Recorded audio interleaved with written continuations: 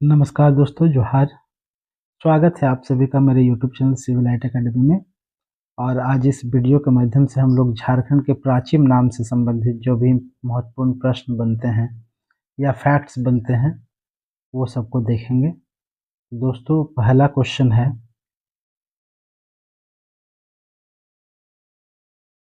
झारखंड क्षेत्र के विभिन्न प्राचीनतम नामों में कौन सा एक नाम अन्य से भिन्न है? ऑप्शन है दोस्तों, मुरंड प्रदेश, मुंड प्रदेश, मुंडल या किक्कट प्रदेश। दोस्तों, इस प्रश्न को सॉल्व करने से पहले हम लोग को जानना होगा कि झारखंड क्षेत्र को प्राचीन काल में किन किन नामों से संबोधित किया गया है। विदेशी यात्री द्वारा भी झारखंड को विभिन्न नामों से संबोधित किया गया है, उसको भी हमको जानना होगा हम लोगों को। मुगल कालीन साहित्यों में भी अलग अलग नामों से झारखंड को संबोधित किया गया है। ठीक है, इसके अलावा वैदिक साहित्य में झारखंड के विभिन्न हिस्सों के लिए अलग अलग नामों का प्रयोग हुआ है। तो सबको जानना जरूरी है, तभी इस क्वेश्चन का हम लोग सॉल्व कर पाएंगे। तो आइए जानते हैं कि झारखंड क्षेत्र के प्राचीन काल में विभिन्न नाम क्या क्या थे, है ना। विदेशी यात्री द्वारा किन किन नामों से झारखंड को संबोधित किया गया। ठीक है, मुगलकालीन साहित्य में क्या है कि झारखंड को किन किन नामों से संबोधित किया गया, वैदिक साहित्यों में, है ना। तो आइए एक एक करके सारे फैक्ट्स को देखते हैं कि किन किन नामों से कब संबोधित किया गया, है ना।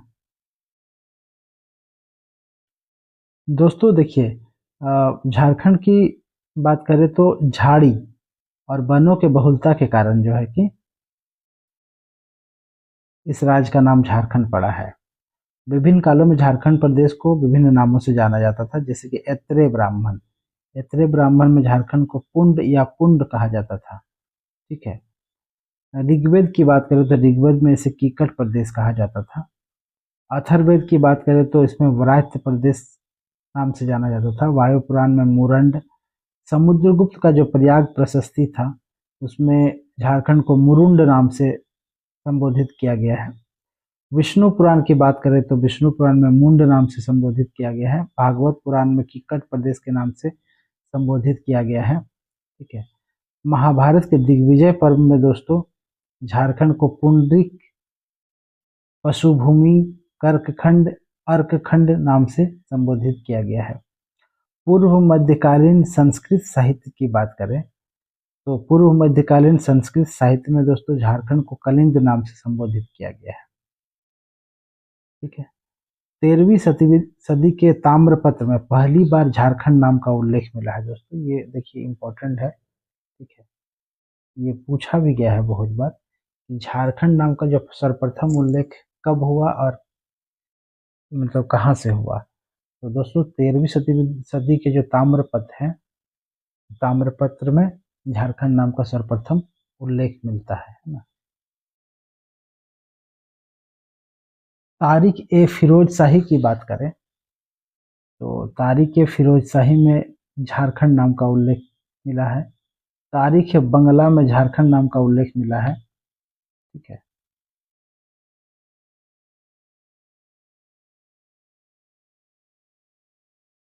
सियाल उर उल मुख्तरीन में झारखंड नाम से संबोधित किया गया है। कबीर के दोहों में भी दोस्तों याद रखिएगा कि झारखंड नाम से संबोधित किया गया है। जायसी द्वारा जो है पद्मावत में, है ना, झारखंड नाम से संबोधित किया गया। अकबरनामा में भी झारखंड नाम से संबोधित किया गया है। नरसेर द्वितीय के ताम्रपत्र में भी झारखंड नाम से संबोधित किया गया है। आयने अकबरी की बात करें तो आयने अकबरी में झारखंड को कोकरा या कंखरा नाम से संबोधित किया गया है दोस्तों, है ना। कोकरा या कंखरा नाम से संबोधित किया गया है।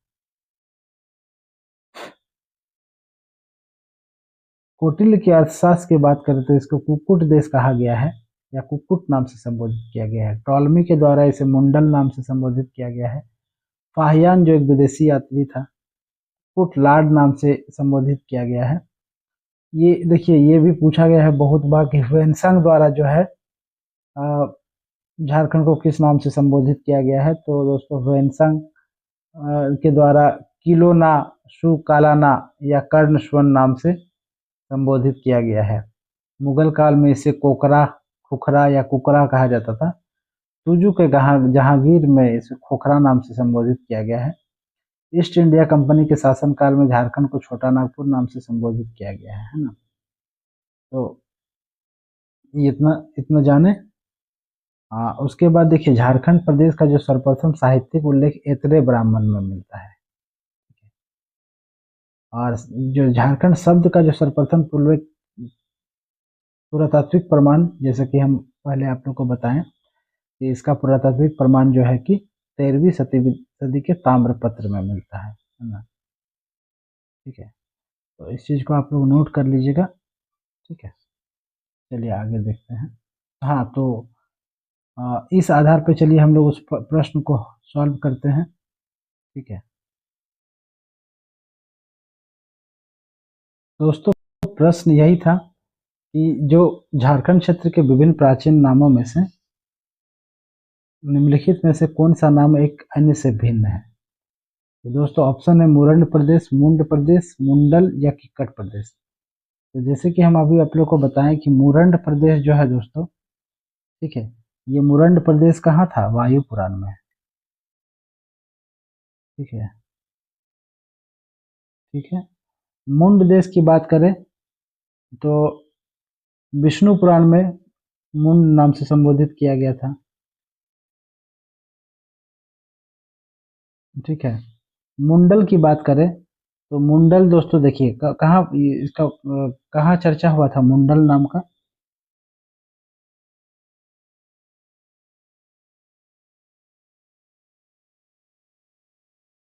हाँ, तो देखिए दोस्तों, मुरंड प्रदेश जो है, मुरंड प्रदेश, तो मुरंड प्रदेश वायु पुराण में था। मुंड प्रदेश जो है तो विष्णु पुराण में था। और किक्कट प्रदेश जो है, किक्कट प्रदेश ये भागवत पुराण में था। लेकिन मुंडल की जगह दोस्तों तकनीकी खराबी के कारण थोड़ा सा स्लाइड हो गया था इधर उधर। तो देखिए, बात हम करते हैं इस क्वेश्चन के। तो मुरंड प्रदेश जो है हम बोले कहाँ का था, मुरंड प्रदेश जो है वायु पुराण में इसका चर्चा हुआ है। ठीक है, मुंड प्रदेश की बात करें तो मुंड प्रदेश भागवत पुराण, सॉरी, मुंड मुंड की बात करें तो ये विष्णु पुराण में, और किक्कट प्रदेश भागवत पुराण में। लेकिन मुंडल की बात करें तो मुंडल जो है दोस्तों, ठीक है, टॉलमी के द्वारा, टॉलमी जो है विदेशी यात्री था। ठीक है, टॉलमी के द्वारा मुंडल नाम से, ठीक है, संबोधित किया गया है। तो दोस्तों क्वेश्चन यही पूछा गया है कि झारखंड क्षेत्र के विभिन्न प्राचीन नामों में कौन सा एक अन्य से भिन्न है। तो दोस्तों यहाँ क्या है कि देखिए मुरंड, मुंड और किक्कट ये पुराणों में मिला है, लेकिन ये मुंडल नाम जो है ये विदेशी यात्री द्वारा संबोधित किया गया है। इसलिए इसका सही उत्तर जो हो जाएगा दोस्तों, ये हो जाएगा मुंडल, है ना। ऑप्शन सी हो जाएगा सही आंसर, मुंडल, है ना। नेक्स्ट क्वेश्चन को देखते हैं। नेक्स्ट क्वेश्चन है दोस्तों, झारखंड के निम्नलिखित नामों में से कौन किसी विदेशी द्वारा नहीं दिया गया है। ठीक है, तो हम बात करें विदेशी के यात्री द्वारा दिए गए नामों को, जैसे टॉलमी के द्वारा मुंडल दिया गया था, मुंडल टॉलमी के द्वारा दिया गया था। ठीक है, फाहियन के द्वारा जो है कुक्कुट लाड़, ठीक है, ये फाहियान के द्वारा दिया गया था। ठीक है, और वेनसेंग के द्वारा जो है किलोना सुफालाना नाम से ये किया गया है। ठीक है, कर्ण सुवन की बात करें तो कर्ण सुवन वेनसांग द्वारा ही किलोना फुसाना या कर्ण सुवन, ये दोनों क्या है वेनसांग के द्वारा दिया गया है।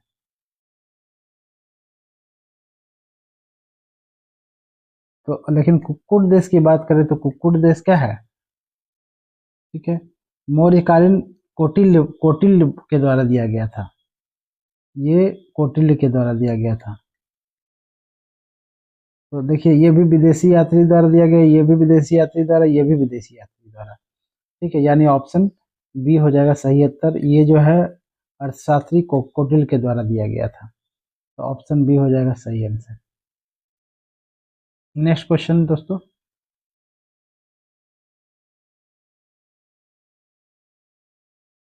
नेक्स्ट क्वेश्चन है, मुगल काल में झारखंड प्रदेश को किस किस नाम से जाना जाता था? दोस्तों जैसे कि हम जानते हैं कि मुगल काल में जो है झारखंड को झारखंड भी बोला गया है, झारखंड अकबरनामा में बोला गया है झारखंड, है ना, अकबरनामा में झारखंड बोला गया है। ठीक है, कोकरा, कोकरा जो है कि कोकरा, कोकरा आईने अकबरी में कोकरा कहा गया है। खोखरा की बात करें तो खोखरा तुजू के जहांगीरी में इसको खोखरा कहा गया है, तो ऑप्शन ए हो जाएगा दोस्तों सही उत्तर, है ना।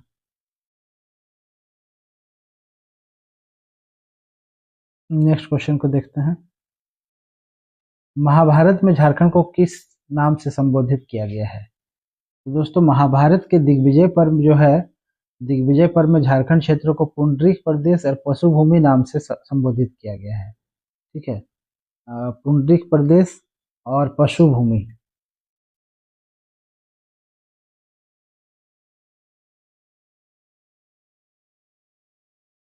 ठीक है, पुंडरीक प्रदेश और पशुभूमि नाम से संबोधित किया गया है। ठीक है, वही पुंड की बात करें तो पुंड जो है वो ऐत्रेय ब्राह्मण में बोला गया है। मुरंड की बात करें तो मुरंड जो है वो वायु पुराण में कहा गया है और मुंड विष्णु पुराण में कहा गया है। यहाँ क्वेश्चन यही पूछा है दोस्तों, महाभारत में किस नाम को जाना जाता था? तो महाभारत में पुंडरीक प्रदेश और पशुभूमि दो नाम से जाना जाता था, यानी ऑप्शन ए हो जाएगा सही उत्तर। तो हो जाएगा ऑप्शन ए, पुंडरीक प्रदेश। ठीक है, नेक्स्ट क्वेश्चन को देखते हैं। देखिए झारखंड शब्द के संदर्भ में कौन सा कथन गलत है? तो इस शब्द का प्रयोग सर्वप्रथम 10वीं सदी के ताम्रपत्र में किया गया था, ये दोस्तों गलत है। ठीक है, ये कब हुआ था दोस्तों? 13वीं सदी के ताम्रपत्र में, है ना, 13वीं सदी के। कबीर द्वारा इस प्रयोग कबीर द्वारा किया गया है, इस शब्द का सही है। वैष्णव संत चेतन महाप्रभु द्वारा भी किया गया है, ये भी सही है। और शमशेर सिराज अफीम ने तारे की फिरोजशाही में इस शब्द का प्रयोग किया है, ये भी सही है। ठीक है, तो इसका मतलब गलत क्या है दोस्तों? ए गलत है। ठीक है, 10वीं सदी नहीं, यहाँ 13वीं सदी होना चाहिए, यानी इसका जो सही उत्तर है दोस्तों वो हो जाएगा ऑप्शन ए। झारखंड शब्द के लिए वायव्य प्रदेश शब्द का प्रयोग किया गया है। ठीक है, क्वेश्चन है, झारखंड क्षेत्र के लिए वायव्य प्रदेश शब्द का प्रयोग किया गया है। देखिए दोस्तों, जो व्रात्य प्रदेश जो है दोस्तों वो अथर्ववेद में यूज किया गया है। ठीक है, ऋग्वेद में तो नहीं किया गया है। ठीक है, पुराणों में। ठीक है, ऋग्वेद में क्या बोला गया है? ऋग्वेद में झारखंड को किकट नाम देशो अनार्य कहा गया है ना। इसको भी हम लोग देख लेते हैं, ऋग्वेद में क्या कहा गया है दोस्तों? तो है कि झारखंड क्षेत्र के लिए ऋग्वेद में झारखंड को किकट नाम देशो अनार्य कहा गया है। किकट नाम देशो अनार्य। पुराणों में तो अलग अलग नाम से बोला गया है, लेकिन व्रात्य प्रदेश नहीं, व्रात्य प्रदेश, है ना, नहीं बोला गया है। ठीक है, और ऑप्शन को देखते हैं। अथर्ववेद में दोस्तों, हाँ अथर्ववेद में इसे बोला गया है ना। इसका सही उत्तर हो जाएगा अथर्ववेद में। अथर्ववेद में ही इसको व्रात्य प्रदेश बोला गया है।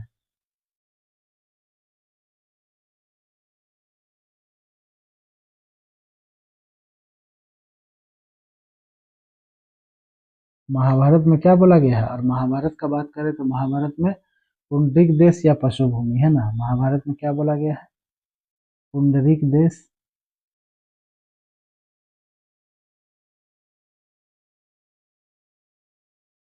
या पशुभूमि।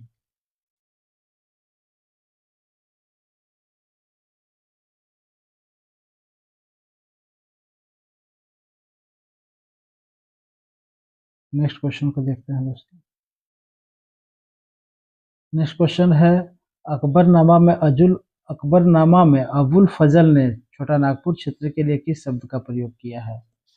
तो दोस्तों अकबरनामा में जो है अबुल फजल ने छोटा नागपुर के लिए झारखंड क्षेत्र का अ, झारखंड शब्द का प्रयोग किया है, तो इसका ऑप्शन सी हो जाएगा सही उत्तर दोस्तों।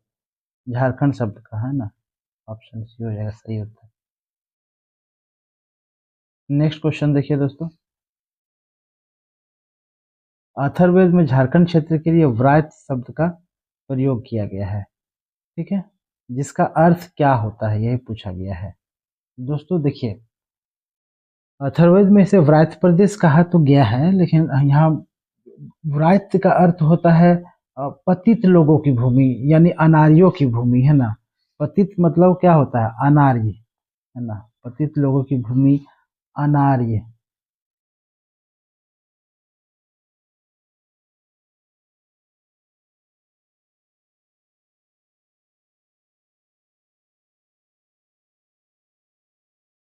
ठीक है, ये पतित लोगों की भूमि, यानी ऑप्शन बी हो जाएगा सही उत्तर।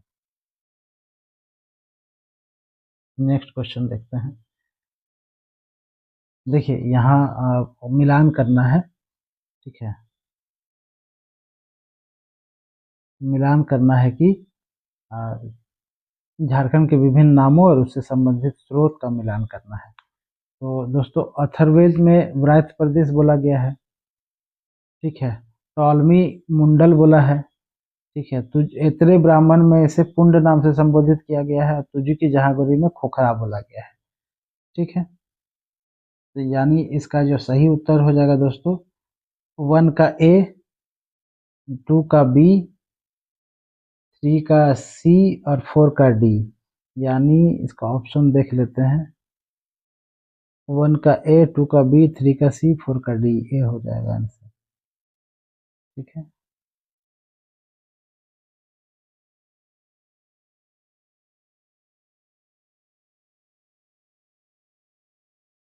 नेक्स्ट क्वेश्चन है, कोल विद्रोह के पूर्व ब्रिटिश काल में झारखंड प्रदेश के लिए किस शब्द का प्रयोग किया गया है? तो दोस्तों कोल विद्रोह कब हुआ था ये भी आप लोग को जानना जरूरी है। देखिए हम यहाँ बता दें आप लोगों को, कोल विद्रोह के बारे में तो अलग से पढ़ाएंगे ही, लेकिन यहाँ मैं आप लोग को बता देता हूँ कि कोल विद्रोह जो है कब हुआ था, 1831-32 में, ठीक है, ठीक है। कोल विद्रोह के पूर्व तक अंग्रेज द्वारा जो है झारखंड प्रदेश को छोटा नागपुर नाम से जाना जाता था दोस्तों, ठीक है। क्या नाम से जाना जाता था? छोटा नागपुर नाम से जाना जाता था। लेकिन जैसे कोल विद्रोह जैसे ही हुआ, कोल विद्रोह के बाद जो है किस नाम से जाने लगा? कोल विद्रोह के बाद जैसे 31-32 में कोल विद्रोह चला था, और जैसे ही 1834 हो गया कोल विद्रोह खत्म हुआ, ठीक है। ये मतलब कोल विद्रोह का ही परिणाम स्वरूप इसका नाम जो चेंज करके क्या रखा गया, ठीक है, इसका रखा गया था दोस्तों दक्षिण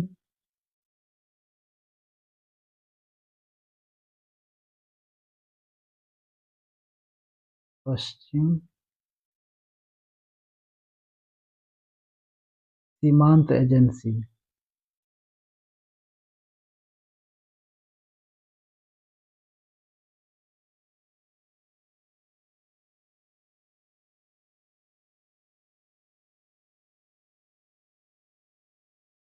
ठीक है, याद रखिएगा कोल विद्रोह के बाद इसका जो है 1834 में इसका नाम हो गया दक्षिण पश्चिम सीमांत एजेंसी, ठीक है। तो इसका ऑप्शन देख लेते हैं।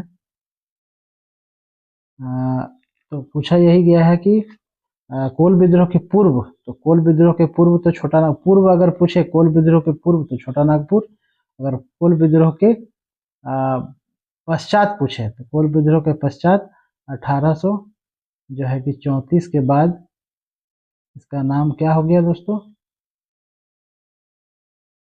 दक्षिण पश्चिम सीमांत एजेंसी, ठीक है। और कुछ इम्पोर्टेंट फैक्ट को देख लेते हैं इस टॉपिक से रिलेटेड।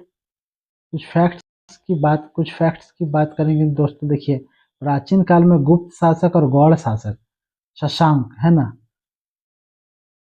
मतलब गुप्त शासकों और गौड़ शासक जो शशांक ने झारखंड क्षेत्र में सर्वाधिक समय तक शासन किया। ठीक है, प्राचीन काल में कौन शासक सबसे ज्यादा शासन किया ये भी पूछ सकता है, तो गुप्त शासक।